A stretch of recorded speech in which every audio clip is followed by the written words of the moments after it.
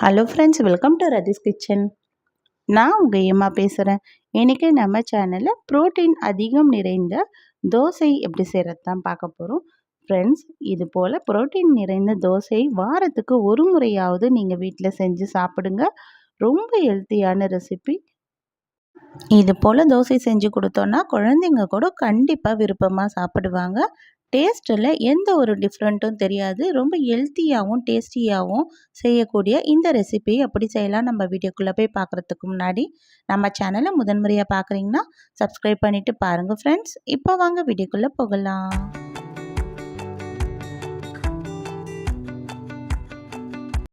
Friends, இந்த protein dosa செய்கிறதுக்காக இப்போ நான் அரை கப் அளவுக்கு பச்சை பயிறு எடுத்துக்கிறேன்.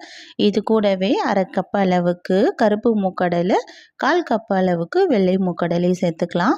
இது கூட ஒரு ஸ்பூன் அளவுக்கு வெந்தயம் சேர்த்துக்கலாம். 1/4 கப் அளவுக்கு உளுத்தம்பருப்பு சேர்த்துக்கலாம்.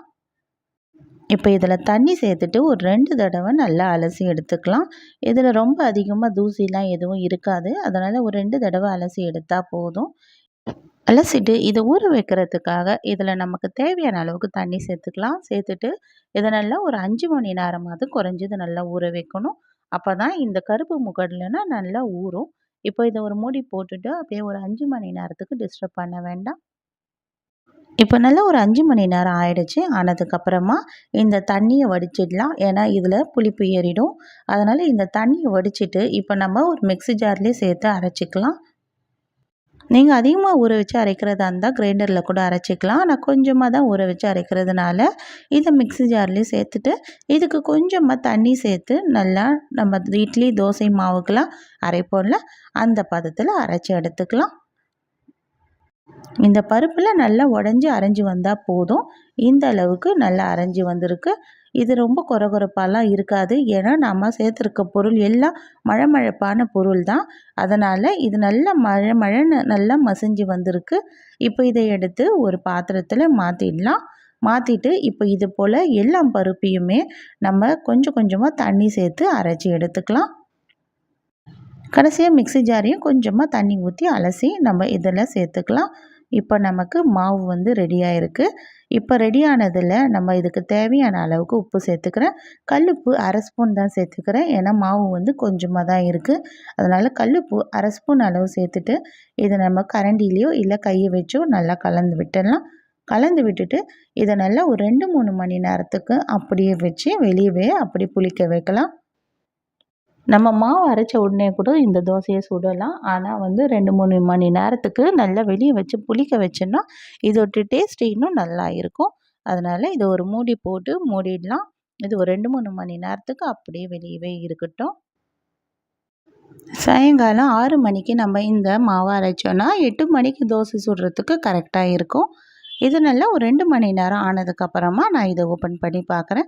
இப்போ ரொம்ப வெயில் அனல் ஹீட் அதிகமாக இருக்கிறதுனால இது அப்படியே ஈஸியாக புளிச்சு வந்திருக்கு. இந்த அளவுக்கு நல்லா வந்திருக்குல்ல, இதை நல்லா கலந்து விட்டுடலாம். மாவு தோசை ஊற்றுற அளவுக்கு கரெக்டான பதத்தில் நம்ம தண்ணி சேர்த்து நல்லா கலந்து விட்டுக்கலாம். இப்போ சாதாரணமாக எல்லா தோசையும் நம்ம செய்கிற மாதிரி தான் இதே நம்ம தோசைக்கல்லில் நல்லா சூடானதுக்கப்புறமா ஸ்டவ் மீடியம் ஃப்ளேமில் மாற்றிட்டு இப்போ நம்ம ஒரு கரண்டி மாவு எடுத்து நான் இதில் சேர்த்துக்கிறேன். உங்களுக்கு தோசை வந்து திக்காவோ மெலிசாவோ எப்படி செய்ய விருப்பமோ அது போல் நீங்கள் தோசை ஊற்றிக்குங்க. மெலிசா நல்லா மொறுமொறணும் செய்ய இந்த தோசை ஈஸியாக வரும் நமக்கு. இந்த தோசை மாவில் நம்ம அரிசி மாவு சேர்க்காததுனால இது நமக்கு நல்லா பொறுமையாக சவந்தாதான் நல்லா எடுக்க ஈஸியாக வரும். ஸ்டவ்வை மீடியம் ஃப்ளேமில் வச்சிடணும். ஹை ஃப்ளேமில் வைக்கக்கூடாது, இல்லைனா நமக்கு ஓட்டும். இதில் நமக்கு தேவையான அளவுக்கு எண்ணெய் சேர்த்துட்டு இதை நல்லா சவக்க விட்டுடலாம். இப்போ நல்லா இது 2 பக்கம் சவந்ததுக்கப்புறமா இதை எடுத்துக்கலாம். இந்த தோசைக்கு நம்ம சாதாரணமாக வீட்டில் செய்கிற எல்லா சட்னியுமே இந்த தோசைக்கு நமக்கு மேட்சிங்காக இருக்கும். ரொம்ப ஹெல்த்தியான இந்த ப்ரோட்டீன் தோசையை கண்டிப்பாக நீங்களும் ட்ரை பண்ணி பாருங்கள் ஃப்ரெண்ட்ஸ். ரொம்ப ஹெல்த்தியான ரெசிபியும் கூட. கண்டிப்பாக ட்ரை பண்ணி பார்த்துட்டு எப்படி இருக்குன்னு எனக்கு மறக்காமல் கமெண்ட் பண்ணுங்கள். இந்த வீடியோ பிடிச்சிருந்தால் லைக் பண்ணுங்கள். மறக்காமல் நம்ம ரதிஸ் கிச்சனை சப்ஸ்கிரைப் பண்ணிவிடுங்க. தேங்க்யூ.